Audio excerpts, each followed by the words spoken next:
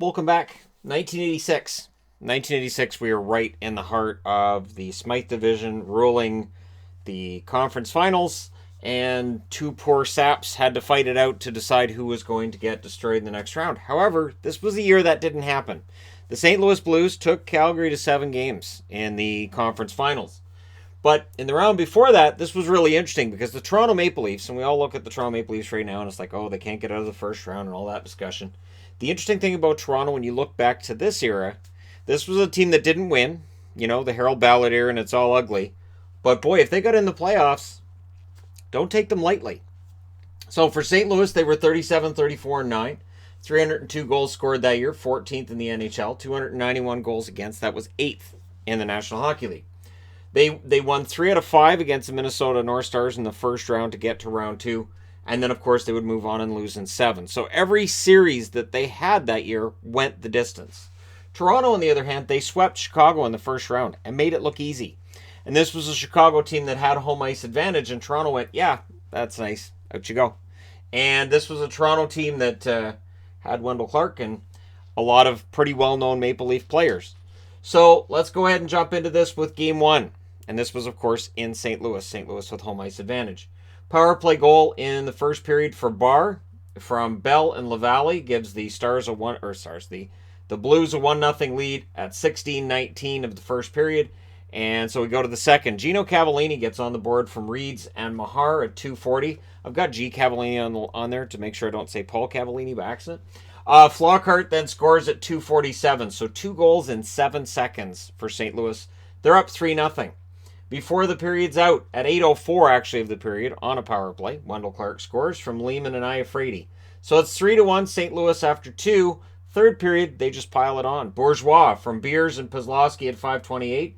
Then it's a power play goal for Pozlowski from Gilmore and Beers at 11:49, followed by Bourgeois getting a power play goal and Gilmore and Flockhart with the assists at 14:04. So Ron Flockhart with a goal and an assist in this game. Reggett saves 30 out of 36, and Millen saves 23 out of 24 in the victory. Moving on to Game 2. Toronto on the road? Not too bad, actually. All things considered, outside of Game 1, when they were in St. Louis, they gave them a good run. First period, no scoring. Second period, Peter Inachek scores from Therrien and Daou at 9:14, and in the third period, it is a power play goal. It is Tom Fergus from Salming and Lehman at 4:56. Then into the empty net, Bourrier-Salming with the goal at 18:47, and the Toronto Maple Leafs win at 3-0. Kenny Reggett, 35 saves for the shutout. Millen had 36 saves on 38 shots in the loss, but really good performance by Ken Reggett, steals the game, and of course, being Toronto, that means the media is going crazy, and Reggett becomes a media darling at that point. And Reggett and Bester during that era, they played behind some pretty iffy to poor defenses, and they did as well as they could be expected to. So the second game's done. 1-1 series. Game 3, Toronto would end up taking a lead in the series. It's Gilmore, though, that scores first from Hunter and Federico at 5:26. This is Doug Gilmore with St. Louis. He won't be with Toronto for a while yet.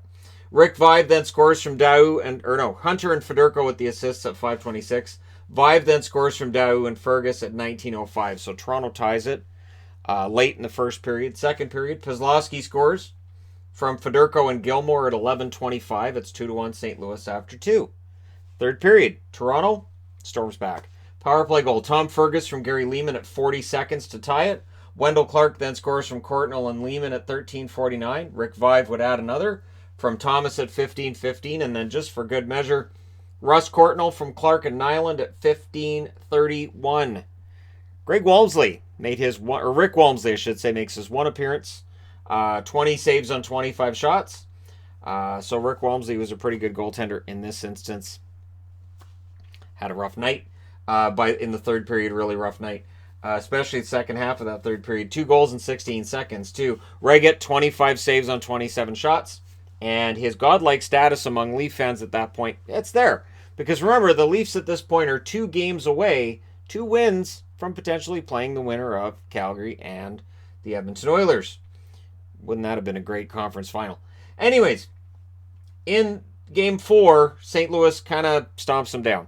It's Ragland from Pavis at 3:41. Rick Vive would tie it on the power play from Fergus and Thomas at 6:38. Then on the power play, it is Mark Hunter from Federico and Norwood at 12:33. Katsopoulos then scores from Courtnall at 18:20.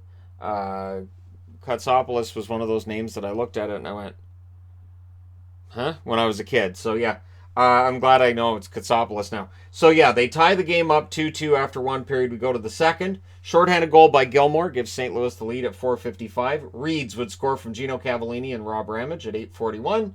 Then on the power play, Toronto gets close. It's Fergus from Vive at 15:09. So we go to the third period. St. Louis is ahead, and they would add to that lead. Gilmore scores from Federico and Pazlowski at 47 seconds. Not 0:47, 47 seconds. We're not in the military. I'm not going to say 0:47. Mahar from Gino Cavallini and Reeds at 4:28. Then on the power play, Brad Smith would score for Toronto from Salming and Lehman at 9:03. And then there's an empty netter added by St. Louis late. It's Mahar from Reeds at 19:36. So, Greg Millen, 36 saves on 40 shots as he goes back in. And for Reggett, 27 saves on 33 shots. Rough night for him. So we go to Game 5. We're back in St. Louis, tied series, and St. Louis rides that momentum. And Toronto, for what it's worth, Toronto gives them everything they can handle. Power play goal by Vive from Thomas and Maxwell at 9:53. And then Lehman scores from Terrien and Courtnall at 17:54. It's 2-0 Toronto after one. Second period, Vive scores in the first minute from Fergus at 53 seconds to make it 3-0. However, Pazlowski scores from Bourgeois and Beers at 7:09.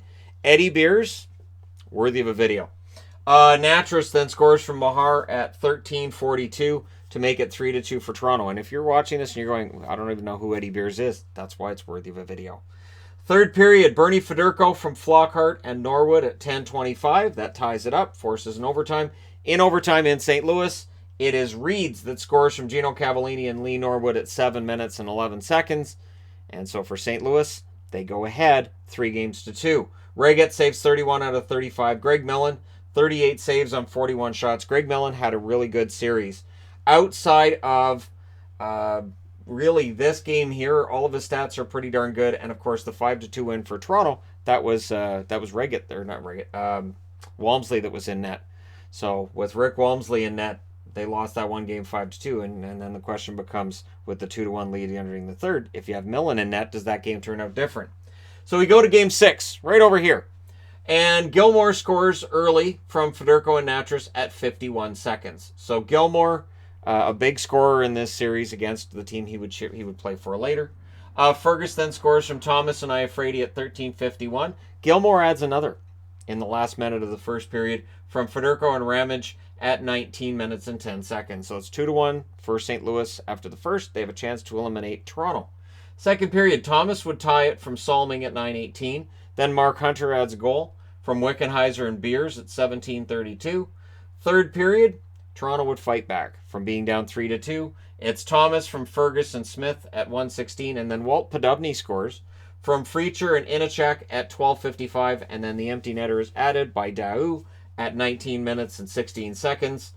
Millen, 25 saves on 29 shots. Reggett, 21 saves on 24 shots. Toronto forces a Game 7 in St. Louis. And in that game, really, in all honesty, a really good performance by Greg Millen. Greg Millen kind of sort of steals this one. Power play goal by Eddie Beers from Pazlowski and Bourgeois at 8 minutes and 27 seconds. Makes it 1-0 for St. Louis. Second period, Smith scores from Thomas at 2 minutes and 18 seconds to tie it up. And in the third, it's Kevin Lavallee with the game-winning goal from Federico and Hunter at 7 minutes and 34 seconds. Reggett saved 22 out of 24. He played well, but at the other end of the ice, Millen saved 32 out of 33. So Millen decided, all right, I'll put him on my back and we'll go to the next round. And then, like I said, they gave Calgary everything that they could handle in that next round to decide who was going to the Stanley Cup Finals to play against the Montreal Canadiens. And at a time where the Smythe was much better than the Norris, it was nice to see a competitive round between them in the conference finals. So you're scoring for that series. Dougie Gilmore, 5 goals, 3 assists for St. Louis. Federico, 1 goal, 7 assists. Pazlowski, 3 goals, 3 assists. Reeds with 2 goals and 3 helpers. Eddie Beers, 1 goal, 4 assists for St. Louis. Greg Millen was 4-2 with a 920 save percentage. Walmsley was 0-1 with an 800 save percentage. On the Toronto side, Fergus, 4 goals, 4 assists for him. Thomas, 2 goals, 5 assists. Vive with 5 goals and 1 assist.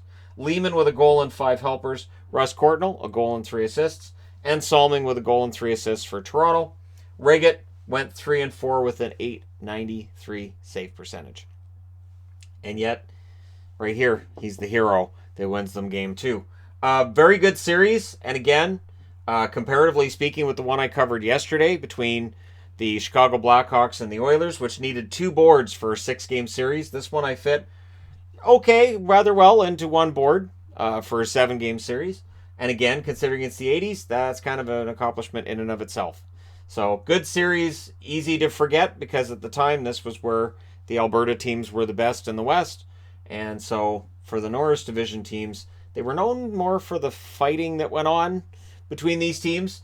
And there was some fights definitely in this series. There was some ugliness that took place in different games, but there were also some clean ones along the way as well. When you're playing against Toronto, you better be ready, because back then, even though they were 25, 48, and 7, they were still capable of being a surprise when it came to playoff time. And this was one of those runs.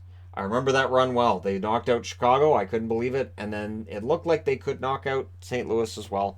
And then it just sort of didn't happen. But there you go. Let me know your thoughts in the comment section below as always. Don't forget to hit like and subscribe if you're browsing your way through. You just happened upon this video. And hey, thank you guys so much for watching. And yeah, I've covered a couple of Blues series in the last 3 entries of this. We'll see what I come up with for 1987. Thanks again for watching. I'll talk to you again soon.